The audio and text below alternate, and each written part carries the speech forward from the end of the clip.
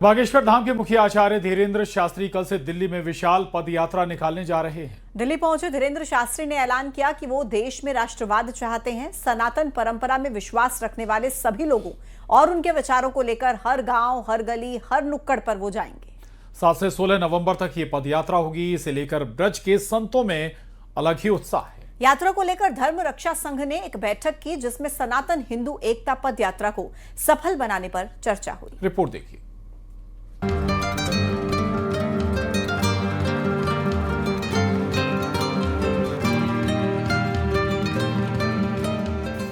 सनातनियों को एक करने के लिए बागेश्वर धाम के पीठाधीश्वर धीरेन्द्र कृष्ण शास्त्री कल से पद यात्रा करेंगे। सनातन जोड़ो पद यात्रा शुक्रवार से दिल्ली के छतरपुर मंदिर से शुरू होगी, जो 16 नवंबर को वृंदावन पहुंचेगी। यात्रा की शुरुआत से पहले धीरेन्द्र शास्त्री ने प्रेस कॉन्फ्रेंस कर इसकी जानकारी दी। 150 किलोमीटर की हिंदू एकता पदयात्रा।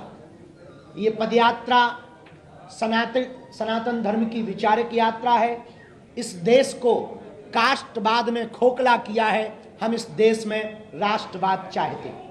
हम तलवारों की लड़ाई पर भरोसा नहीं करते, विचारों की लड़ाई पर भरोसा करते हैं। बाबा बागेश्वर ने सभी सनातनियों से यात्रा में शांति पूर्वक शामिल होने की अपील की है। इस पदयात्रा में हम आपको निवेदन करना चाहें कि कोई भी पदयात्री अस्त्र शस्त्र लेकर न आए। इस पदयात्रा में माताओं की सुरक्षा विशेष रूप से हो। इस पदयात्रा में रहने की, भोजन की व्यवस्था बहुत व्यापक रूप से की जा रही है। जितनी सामर्थ्यता है हमारी इन 10 दिनों में 9 रातें रुकेंगे, 10 दिनों तक चलेंगे। धीरेन्द्र शास्त्री की यात्रा को लेकर ब्रज के संतों में अलग ही उत्साह है। यात्रा को लेकर धर्म रक्षा संघ ने एक बैठक की, जिसमें सनातन हिंदू एकता पद यात्रा को सफल बनाने पर चर्चा हुई। हमारे ब्रजमंडल से लाखों की संख्या में लोग इस पदयात्रा में शामिल होंगे और आने वाले समय में यह पदयात्रा हमारे हिंदू राष्ट्र के लिए एक उद्घोष और शंखनाद साबित होगी। बाबा बागेश्वर ने कहा कि 10 दिन की यात्रा में हिंदू एकता पर जोर देंगे, हिंदुओं से एकता की भिक्षा मांगेंगे। धीरेन्द्र शास्त्री ने सनातनियों से यात्रा में आने की अपील की, साथ ही अस्त्र शस्त्र न लाने की अपील की गई है। धीरेन्द्र शास्त्री ने अमर्यादित बयान न देने की अपील की है। यात्रा में शांति पूर्वक शामिल होने की अपील की। धीरेन्द्र शास्त्री ने कहा कि यात्रा में आकर हुड़दंग न करें। धीरेन्द्र शास्त्री ने कहा कि दूसरे धर्म के खिलाफ नारेबाजी नहीं की जाएगी। यात्रा के दौरान सुबह राष्ट्रगान और हनुमान चालीसा होगी और फिर शाम को भी हनुमान चालीसा होगी। 2 धर्म ध्वज चलेंगे, उसके बीच में ही लोगों को रहना है। Bureau report, news 18। हरिलाल की, सनातन धर्म की, सनातन धर्म की।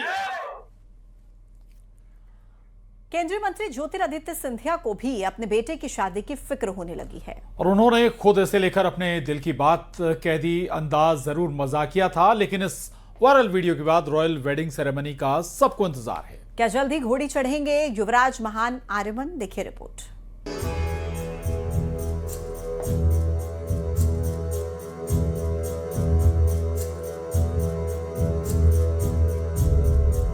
तुम तो मुझे शर्मिंदा कर रहे हो अनु, क्योंकि युवराज साहब 30 साल के हो गए, तो मुझे जल्दी शादी कराना पड़ेगा उनका। हाँ चलो, बहुत अच्छा कर है। महाराज का मजाकिया अंदाज, सिंधिया को बेटे की शादी की टेंशन।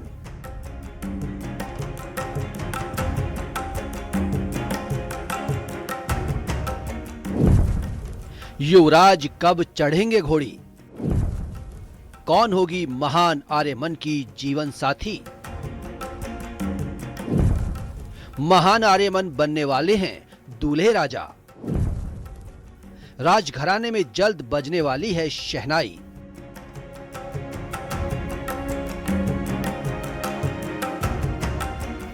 क्या ग्वालियर राजघराने में बजने वाली है शहनाई? क्या जल्द आने वाली है ये खुशखबरी कि युवराज महान आर्यमन के होने वाले हैं जल्द 7 फेरे? चार्मिंग और कूल युवराज महान आर्यमन कब चढ़ेंगे घोड़ी? यही सवाल सोशल मीडिया से लेकर लोगों के जहन में भी उठ रहा है। अब सवाल है क्यों?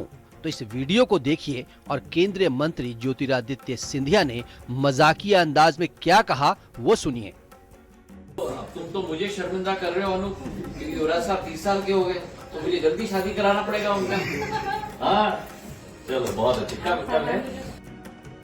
पूरा वाकया ऐसे समझिए, केंद्रीय मंत्री सिंधिया से जिला जनपद सदस्य अनूप कुशवाहा मिलने पहुंचे, अपनी तीसरी बेटी की शादी का कार्ड लेकर निमंत्रण देने।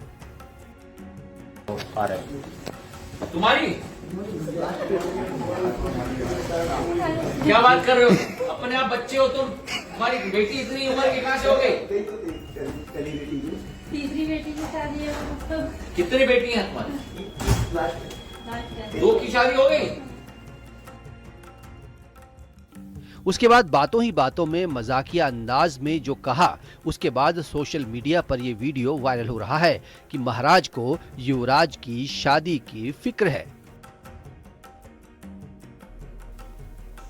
30 साल के युवराज महान आर्यमन राजनीति के मैदान में तो नहीं आए, लेकिन पिता ज्योतिरादित्य सिंधिया के लिए हर बार चुनाव प्रचार के